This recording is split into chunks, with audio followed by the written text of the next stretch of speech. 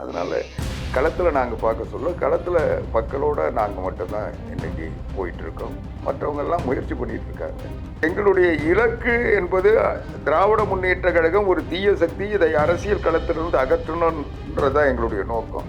அப்படி இருக்க சொல்ல அந்த இடத்துக்கு எதிர்கட்சியாக கூட திமுக வர முடியாத சூழ்நிலை உருவாக்கணும் நாங்கள் முயற்சி பண்ண சொல்ல, அதுக்கு எங்கள் கூட்டணியில் இருக்கிற ஒரு கட்சி அந்த இடத்துக்கு வர்றதை நாங்கள் எங்களுக்கு கிடைச்ச வெற்றியாக தானே பார்க்க முடியும்.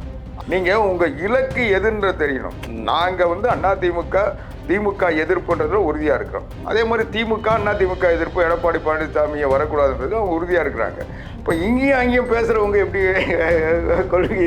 அதிமுக தேமுதிகவுக்கு என்ன ஒரு எண்ணிக்கை வச்சுருந்தாங்க, அவங்களுக்கான தகுதி இதுதான் அப்படின்ற ஒரு எண்ணிக்கை உங்ககிட்ட பேரம் பேச அவங்களுக்காக ஒரு 6 இடம் கொடுத்துருப்போம்.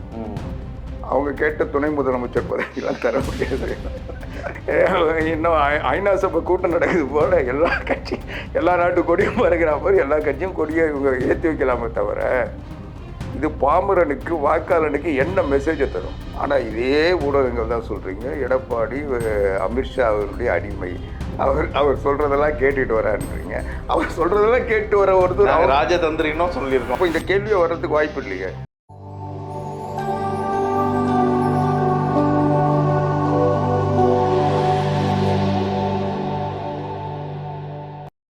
நேயர்களுக்கு வணக்கம். இன்றைய நேர்காணலில் நம்மோடு இணைந்திருக்கிறார் அதிமுகவின் செய்தி தொடர்பாளர் திரு ஆவடிக்குமார் அவர்கள். வணக்கம் சார். என்ஆர்ஐ தமிழ் நேயர்களுக்கு வணக்கம். இன்றைய நேர்காணலில் நம்மோடு இணைந்திருக்கிறார் அதிமுகவின் செய்தி தொடர்பாளர் திரு ஆவடிக்குமார் அவர்கள். வணக்கம் சார். வணக்கம் சார். நல்லா இருக்கு. எப்படி சார் இப்போது தேர்தல்? நல்லா இருக்குங்க. 2026 தேர்தல் ஒரு சடுகுடு ஆட்டம் ஆரம்பிச்சிச்சுன்னு நினைக்கலாம். இப்போ ஒரு களத்தில் 5 முனை போட்டி அப்படின்ற இடத்துக்கு இருக்கு. எப்படி பார்க்குறீங்க அதை? 5 முனை போட்டின்னு யோசிக்கிறீங்க யாருன்னு? இல்லை 5 முனை போட்டி இல்லை, இன்னும் சிலர் கூட வருவாங்க. அதெல்லாம் தேர்தலில் எத்தனை முனைன்றது போட்டி இல்லை. போட்டியிடுறவங்கெல்லாம் ஒரு வேட்பாளர்னு அந்த படிவத்தில் இருக்குமே தவிர மக்கள் மனதில் இருக்குமா இல்லை முன்னாள் சின்னம்மா தேர்தல் ஐயா, அதை கொஞ்சம் யோசிங்க. சரி, அவங்க ஒரு ஓய்வு நேரத்தை ஒரு பொழுதுபோக்க ஓய்வு நேரம் சொல்லிட்டீங்க. இல்லை, ஓய்வு நேரத்தில் அவங்களால அதிகம் அதுதானே செய்ய முடியும். அந்த ஓய்வு நேரத்தில் ஒரு சில அரசியலுக்கு கொஞ்சம் நேரத்தை ஒதுக்குறாங்கன்னு என்ன எடுத்துக்கலாம். வேற என்ன, அதாவது நான் அவங்க இயலாமையை சுட்டி காட்டல, அவங்களுடைய அந்த கட்டத்துக்கு வந்திருக்காங்க. புதுமையில் அவங்க அப்படி வந்தாங்கன்னு சொல்ல, அரசியலில் அவங்க கடைசி கட்டத்தை நெருங்கிட்டாங்கன்றதுக்காக அப்படி சொன்னாங்க. இன்னைக்கு களத்தில் யார் சார் உங்களுக்கு டஃப்பாக இருக்கா? முதல்ல எங்களுக்கு நாங்கள் இன்னைக்கு 195வது தொகுதியில் எடப்பாடி பழனிசாமி இன்னைக்கு அவர் பிரச்சாரம் இன்னைக்கு நடந்துகிட்டு இருக்கு. இதுவரைக்கும் 195 தொகுதி நாங்கள் பார்த்துட்டோம். எங்கேயுமே யாரையும் காணோம். நாங்கள் மட்டும்தான் ஓட்டு கேட்டுக்கிட்டு இருக்கோம். உங்களுக்கு யாராவது தெரிஞ்சா சொல்லுங்களேன். எல்லாம் ஏசி அறையில் உட்காந்துக்கின்னு இப்போ இல்லை இல்லை ஏசி அறையில் உட்காந்துக்கின்னு வியூகோப்பாளர் கொடுக்குற ஸ்டேட்மெண்ட்டை விட்டுக்கிட்டு தான் இருக்காங்களே தவிர மக்கள்கிட்ட போய் களத்தில் ஓட்டு கேட்டவங்க யாரும் தெரியல. தொகுதிகளில் போய் ஓட்டு கேட்டு இன்னும் கொஞ்சம் விளக்கமாக கூட சொல்றேன். சரி சரி. அது அனைத்து இந்திய அண்ணா திராவிட முன்னேற்ற கழகத்தினுடைய முதலமைச்சர் வேட்பாளர் எடப்பாடி பழனிசாமி அவர்கள் மட்டும்தான் இன்னைக்கு தமிழ்நாடு முழுக்க இன்னைக்கு 195, 96 2 தொகுதி பண்ண போறாரு.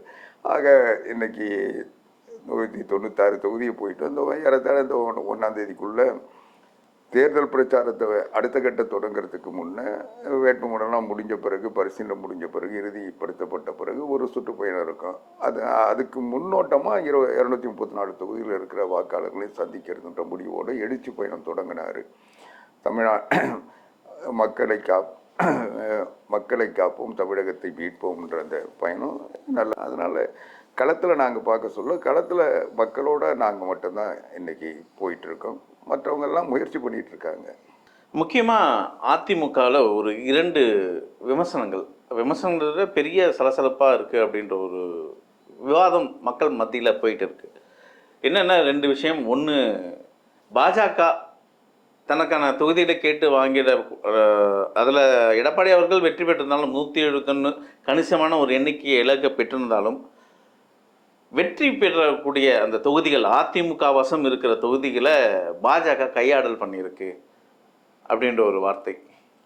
இன்னொன்று, அடுத்த கட்ட கட்சிகள் இருக்கு இல்லையா, உங்கள் கூட்டணியில் இருக்கிற மற்ற கட்சிகள் வந்து பாஜகவை சார்ந்த சின்னத்தில், அதாவது தாமரை சின்னத்திலே போட்டிப்பட போகுது. அப்போ நீங்கள் பாஜக கொடுத்துருக்கிற இலக்கு வந்து கிட்டத்தட்ட 40 கிட்ட வருது அப்படின்ற ஒரு பார்வை. இல்லை, இதை எப்படி பார்க்குறீங்க? ரெண்டு விமர்சனம். அதில் வந்து நீங்கள் கேட்ட கேள்வியிலே பதில் இருக்குது. அனைத்து இந்திய அண்ணா திராவிட முன்னேற்ற கழகம் இரட்டை இலை சின்னத்தில் எங்களுடைய கட்சியினுடைய பொதுச் செயலாளர் கையொப்பமிட்ட ஏ ஃபார்ம் பி ஃபார்ம் கொடுத்து 169 இடத்துல போட்டிடுறோம்.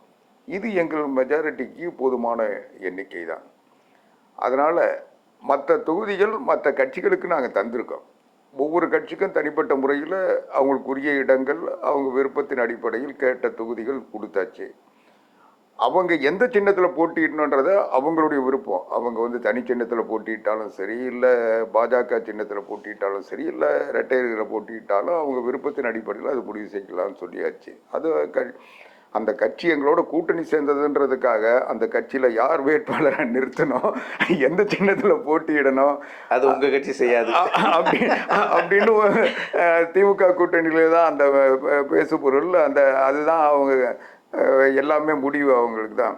விடுதலை சிறுத்தைகளுக்கு 6 தொகுதி கொடுத்தா கூட அதில் 2 வந்து இது பொது தொகுதி, 1 ஆனூர் சனவாசம், 2 பாலாஜி, 2 பேர் கண்டிப்பாக கொடுத்தாகணும். வேட்பாளரோட சின்ன அவங்க ஒதுக்கீடு செய்கிற கட்சி கூட்டணி திமுக. அது கொள்கை கூட்டணி, அது அப்படி தான் இருக்கும். அதனால் அதுபோல் நாங்கள் இல்லை.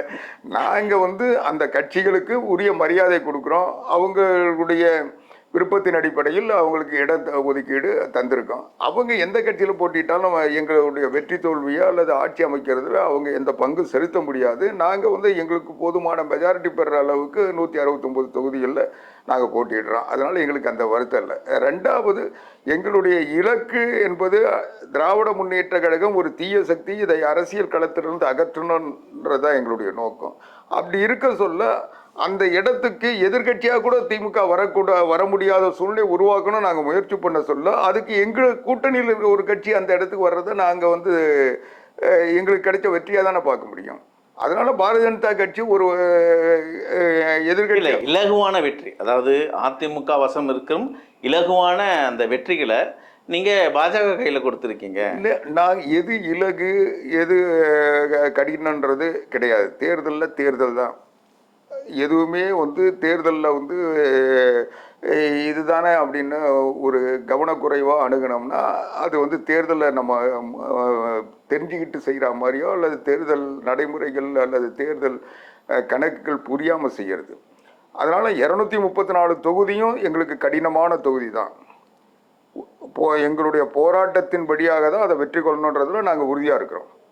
அதனால் எங்களுக்கு வந்து எல்லா தொகுதியும் 234 தொகுதியும் நாங்கள் வெற்றி பெறணும்னு தான் வேட்பாளர் நிறுத்துகிறோம், கூட்டணி அமைச்சிருக்கோம், தேர்தல் அறிக்கை தந்திருக்கோம். அதனால் இதில் வந்து எந்த தொகுதியுமே எங்களுக்கு வந்து வேண்டாத தொகுதி அல்லது பாதிப்பான தொகுதி, நாங்கள் நெருங்க முடியாத தொகுதின்னு கிடையாது. அதனால் எல்லா தொகுதியும் எங்களுக்கு வேண்டிய தொகுதி தான். அதில் நாங்கள் ஒரு சில இடங்களில் அவங்க வெற்றி பெற முடியும் என்ன நினச்ச தொகுதியெல்லாம் கூட நாங்கள் கொடுக்க முடியாமல் இருந்திருக்கு. அது மாதிரி நாங்கள் ஒரு சில தொகுதிகளில் அவங்களுக்கு விட்டு கொடுக்கத்தான் வேணும். அதை நாங்கள் ஏற்கனவே போட்டிட்டோன்றதுனால அதை விட்டு கொடுக்காமல் இருக்க முடியாது. ஒரு இணக்கம்ன்றது. ரெண்டாவது, ஒவ்வொரு கட்சியிலையும் இந்த தேர்தலில் களம் காணுகின்ற வேட்பாளர் அல்லது நிர்வாகிகள் தலைவர்கள்னு ஒவ்வொரு கட்சிக்கும் ஒரு சிலர் வந்து கண்டிப்பாக போட்டியிடணும்னு சொல்லணும். அப்போ அவங்களுக்கு எது பாதுகாப்பான தொகுதியோ அதை வந்து அவங்க கேட்க தானே செய்வாங்க. அது எல்லா கட்சிக்கும் மற்ற கட்சிகள் இது ஒன்று சொல்ல, அவங்க ஒரு சிறிய கட்சின்னு சொல்ல அவங்களுக்கு பாதுகாப்பான தொகுதின்னு கேட்க சொல்ல, அது எங்களுக்கு வெற்றி பெறுகின்ற தொகுதியை நாங்கள் உறுதிப்படுத்தி வச்சிருந்தாலும் அவங்கள வெற்றியும் முக்கியன்றதுனால அவங்களுக்கு கொடுக்க தானே செய்வோம். உங்களுக்கு அந்த நெருடல் இல்லை. எங்களுக்கு நெருடல் இல்லை. எங்களுக்கு நெருடல் இல்லை மட்டும் இல்லை, எல்லா தொகுதியும் எங்கள் தொகுதியும் தான் நினைக்கிறோம். 234 தொகுதியும் வெற்றிக்காக நாங்கள் உழைப்போம். அதுதான் எங்களுடைய பொதுச் செயலாளருடைய இலக்கு.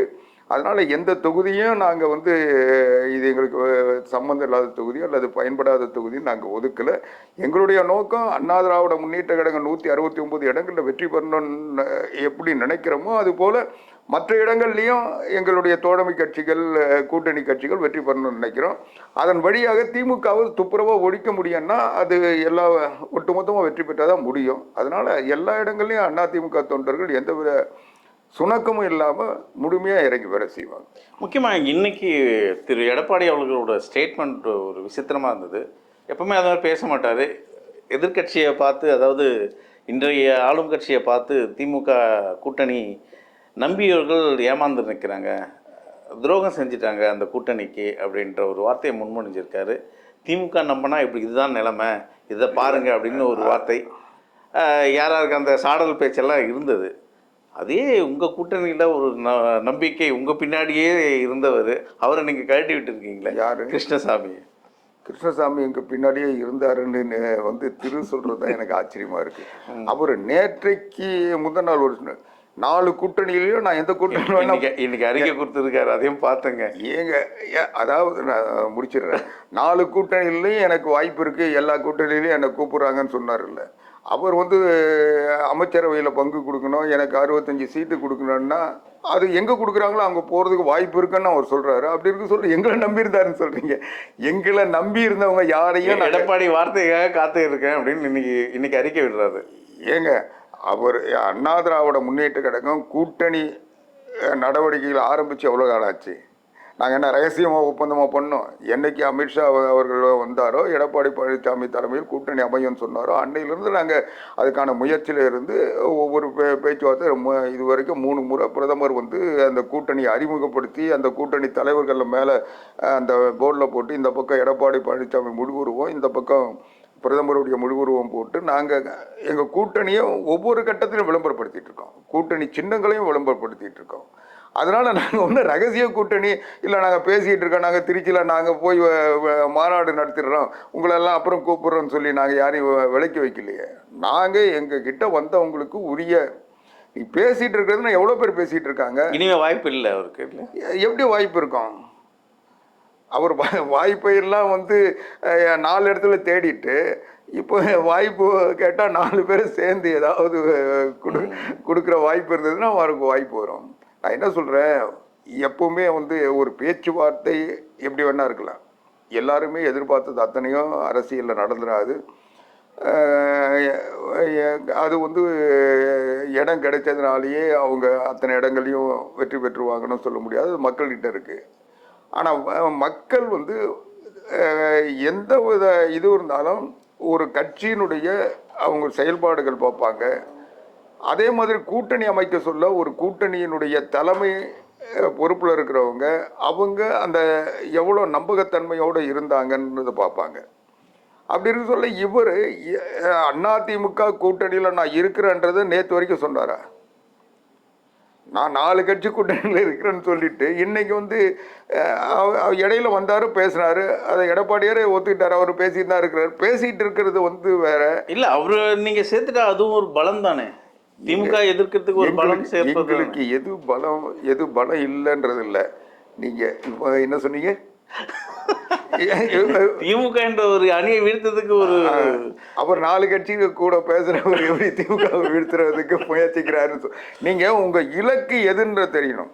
நாங்க வந்து திமுக எதிர்ப்புன்றதுல உறுதியா இருக்கிறோம். அதே மாதிரி அதிமுக எதிர்ப்பு எடப்பாடி பழனிசாமியை வரக்கூடாதுன்றது அவங்க உறுதியா இருக்கிறாங்க. இப்போ இங்கேயும் அங்கேயும் பேசுறவங்க எப்படி கொள்கை எப்படி பிரேமலதா என்ன பண்ணாங்களோ அதுதானே இவர் பண்ணிட்டு இருந்தாரு. பிரேமலதா இன்னைக்கு விலை போயிட்டாங்க, கிருஷ்ணசாமி விலை போடலன்றீங்களா? விலை போடல. அந்த பிரேமலதாவுக்காவது அவங்க சொன்ன மாதிரி எங்களுக்கு 2 சொல்றாங்க. ஒன்று பேரம் நீங்க பேசுறது படியில, திமுக பேசுறது படிச்சிருச்சா? இல்ல அதாவது பிரேமலதாக்கு பேரம் பேசுற வலிமை இருக்கு, அவங்களுக்கு மார்க்கெட் இருக்கு, இவருக்கு இல்ல. அவ்வளவுதான், வேற என்ன சொல்றது? நீங்க அவங்க பண்ண பேரம் எங்ககிட்ட படியில. நாங்க அவங்களுக்கு என்ன தகுதியோ இல்லை, ஓப்பனாக பேசுங்களேன். நீங்கள் அதிமுக தேமுதிகவுக்கு என்ன ஒரு எண்ணிக்கை வச்சுருந்தாங்க? அவங்களுக்கான தகுதி இதுதான் அப்படின்ற ஒரு எண்ணிக்கை உங்ககிட்ட பேரம் பேசப்படும். அவங்களுக்காக ஒரு 6 இடம் கொடுத்துருப்போம்.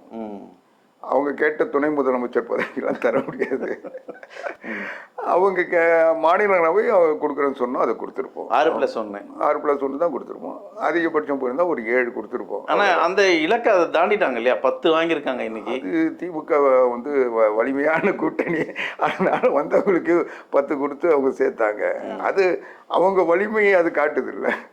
யாருடைய வலிமைன்னு தெரியல. திமுக கூட்டணியின் வலிமையா தேமுதிகவினுடைய வலிமையா தெரியல. அது தேர்தலுக்கு பிறகு தெரியும். ஒரு கட்சியை உசுறு என்ன சொல்றது, ஒரு லைஃப் கொடுத்துருக்காங்கல்ல தேமுதிகவுக்கு. ஒரு லைஃப் நாங்கள் பார்லிமெண்ட் எலெக்ஷன்ல லைஃப் கொடுத்ததுனால தான் இன்னைக்கு இந்த கேள்வி கேட்குற இடத்துக்கு வந்திருக்கீங்க. அவங்க பேரம் பேசுற நிலைக்கு போயிருக்காங்க. அப்போ அடுத்த தேர்தலில் இன்னும் நல்லா பலமா பேரம் பேசல. இல்லை இப்போ அவங்க கூட்டணி சேர்ந்தவங்களும் அடுத்த தேர்தலில் பேசு பொருளாக இருக்க மாட்டாங்க. இவங்களும் இருக்க மாட்டாங்க. இப்போ திமுகவோட கூட்டணியோட பலத்தை நீங்க எப்படி பாக்குறீங்க ஒரு பார்வையில்? அதிமுக அந்த கூட்டணியை எப்படி பார்க்க? ஏங்க, ஒரு பலசாலின்னா என்ன செஞ்சிருப்பாங்க? களத்துக்கு போயிருப்பாங்க. திமுக இதுவரைக்கும் களத்துக்கு போச்சா? அண்ணா திராவிட முன்னேற்ற கூட்டணி அமைக்க முயற்சி பண்ணும், கூட்டணி பேச்சுவார்த்தை நடந்தது, கூட்டணி கூட்டங்கள் பிரதமர் வந்தார், அது நடந்தது. அது ஒரு பக்கம் நடந்தாலும் அதிமுக இண்டிவிஜுவலாக 194 இடத்துல நேற்று வரைக்கும், இன்னைக்கு 195-96 இடத்துக்கு அவர் இண்டிவிஜுவலாக போய் பிரச்சாரம் பண்ணுறாருங்க. சீமான் அவர் பாட்டுக்கு அவர் போய் அவர் வேலையை பார்த்துட்டு இருக்காரு. நயினா நாகேந்திரன் அவர் போய் களத்தில், அன்புமணி ராமதாஸ் அவர் போய் களத்தில் எல்லாத்தையும் பண்ணியிருக்காரு. ஜி.கே. வாசன் கூட ஒரு சில இடங்கள்ல அவர் பிரச்சாரம் பண்ணியிருக்காரு. திமுக கூட்டணியில் யார் பிரச்சாரம் பண்ணாங்க சொல்லுங்க? இல்லை, வலிமையா இருக்குன்னு நினைச்சு பிரச்சாரத்தை கூட அதுதான் சொன்னேன். ஏசி ரூம்ல மக்கள் பலம் அப்படின்னு நினைக்கிறாங்களோ இல்லையோ, அது நான் இல்லைன்னு சொல்லியே. அது ஏசி ரூம்ல இருந்து கம்ப்யூட்டர்ல பார்த்துட்டு இருந்தா அவங்க வியூக வகுப்பாளர்கள் கொடுக்குற புள்ளி விவரங்களை நம்பிக்கிட்டு இருந்தாங்கன்னா அதுக்கு தேர்தல் நினைச்சாங்கன்னா அதை பத்தி நாங்கள் எந்த கருத்து சொல்ல முடியும்? அவங்க களத்துக்கு வந்தாங்கன்னா கள நிலவரம் தெரியும். அதுக்கு நம்ம வந்து என்னன்ற பதில் சொல்ல முடியும். நான் சொல்றது, அவங்க எவ்வளோ பேர் கூட்டணி அமைக்கிறாங்கன்றது, அந்த யாரோ சொன்னது மாதிரி அவங்க கூட்டணியில் இருக்கிற கட்சிகள் பேரையே வந்து அவர் ஒவ்வொரு கூட்டத்திலையும் சொல்லுங்கள பார்க்கலாம் அப்படின்னு ஒவ்வொரு கூட்டத்திலையும் சொன்னார்னாவே 10 நிமிஷம் ஆகிடும். அதுக்கப்புறம் அந்த கட்சியினுடைய அங்கே மாவட்ட செயலாளர் யாருன்னு இவர் கண்டுபிடிக்கிறதுக்குள்ள 1/2 மணி நேரம் ஆயிடும். அதனால தமிழ்நாடு முழுக்க 234 தொகுதியிலும் இதை செய்யறதுக்கே தேர்தலில் 15 நாள் போதாது. அதனால இதெல்லாம் ஒரு வேணா கலராக அந்த இவங்க அதை இப்போ அதெல்லாம் இருக்கான்னு நான் தெரியல. அதுக்கு முன்னே அந்த புடுபுடுக்காரன்னு சொல்லிட்டு அந்த சட்டை மாட்டிக்கிட்டு வருவாங்க தெரியல, பூம்பும் மாட்டு அந்த சட்டை, அந்த மாதிரி மேடையில ஒட்டு போட்டு கலர்களாக வச்சுன்னு பார்க்குறவங்களுக்கு என்னடா இது கலர், என்ன கலர்னு தெரியாம இன்னும் ஐநா சபை கூட்டம் நடக்குது போல எல்லா நாட்டு கொடியும் பறக்கிற மாதிரி எல்லா கட்சியும் கொடியை இவங்க ஏற்றி வைக்கலாமே தவிர இது பாமரனுக்கு வாக்காளனுக்கு என்ன மெசேஜை தரும்? நீங்கள் ஒரு தேர்தல்ன்றது வாக்காளர்களுக்கு ஒரு மெசேஜ் தரணும்.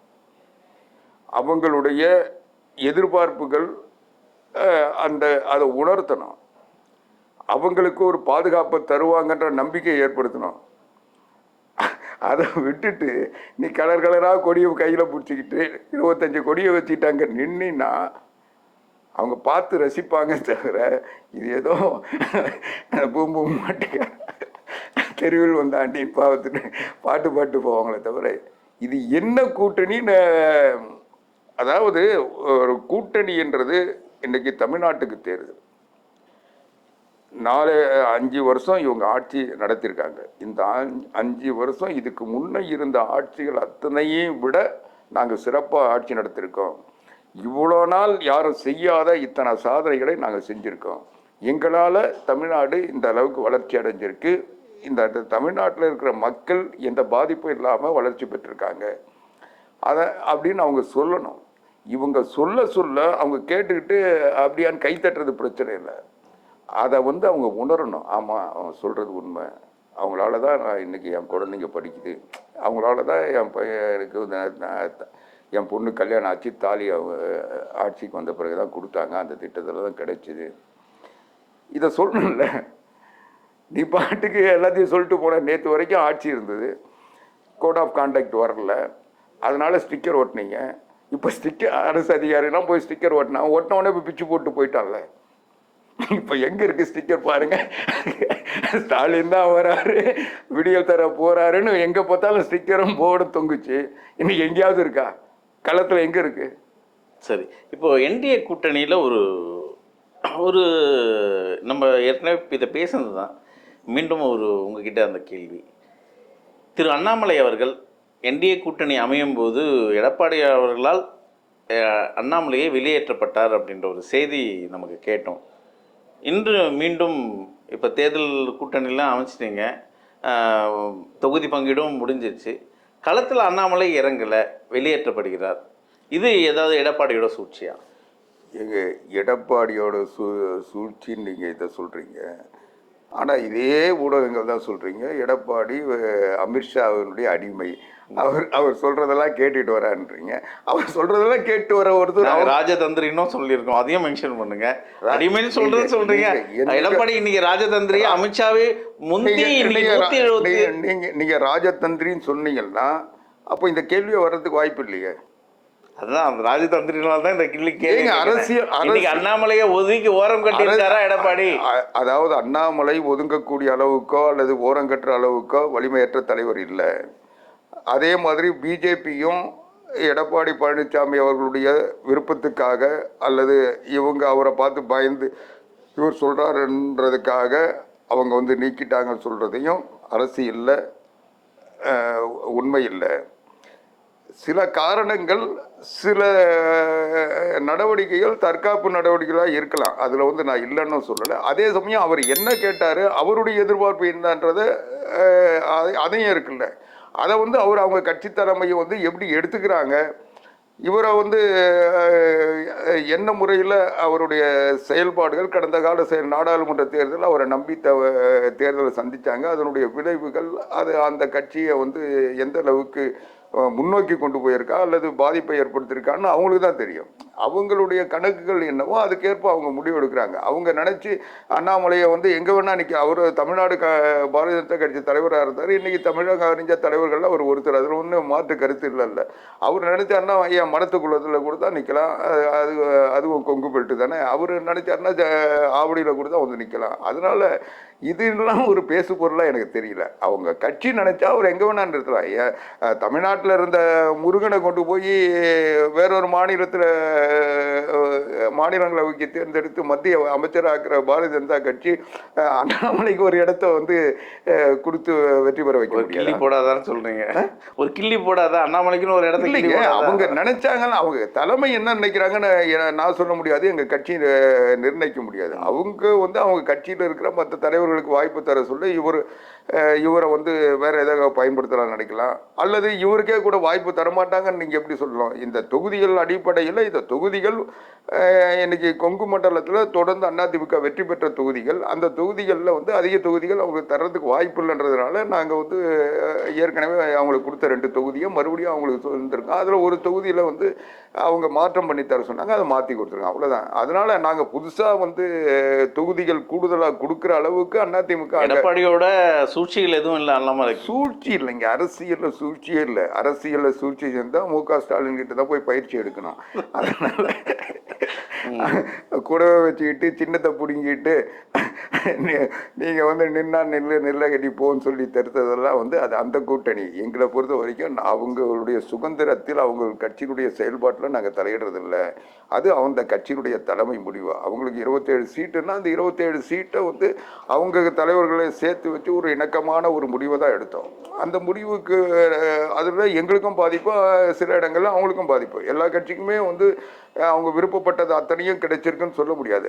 ஆனாலும் அவங்க விருப்பப்பட்ட தொகுதிகளில் ஒன்று தான் அவங்களுக்கு கொடுத்துருக்கோம். ஏன்னா நாங்கள் எல்லா இடங்களையும் போட்டிடுறதுனால நாங்கள் பரவலாக அதை தாங்கிக்க முடியும். அவங்களுக்கு குறைவான இடத்துல இருக்க சொல்ல அவங்க தலைவர்களுக்காக சில இடங்கள் கேட்க சொல்ல அதை விட்டு கொடுத்துருக்கோம். அதுதான் நடந்திருக்கே தவிர அது பரவலாக எல்லா மாவட்டங்களில் அவங்களுக்கு பிரதிநிதித்துவம் கிடைக்கிற மாதிரி கொடுத்துருக்கமே ஒழிய இதில் வேற எந்த காரணமும் இல்லை. எல்லா இடங்கள்லையும் எல்லா கட்சிக்கும் வந்து வாய்ப்பு இருக்குது. எங்கே நின்னாலும் அது கூட்டணி வேட்பாளர் அதிமுக தலைமையில் இருக்க கூட்டணி. இன்னும் சொல்ல போனால் 234 இடத்துல யார் போட்டியிட்டாலும் எடப்பாடி பழனிசாமி அவர்கள் முதலமைச்சராக வாக்களியுங்கள் தான் கேட்க போகிறாங்க. அதனால அது எங்களுக்கு வந்து அது நல்லது தானே. தொடர்ந்து பேசுவோம். உங்கள் வெற்றி இலக்குக்கு வாழ்த்து.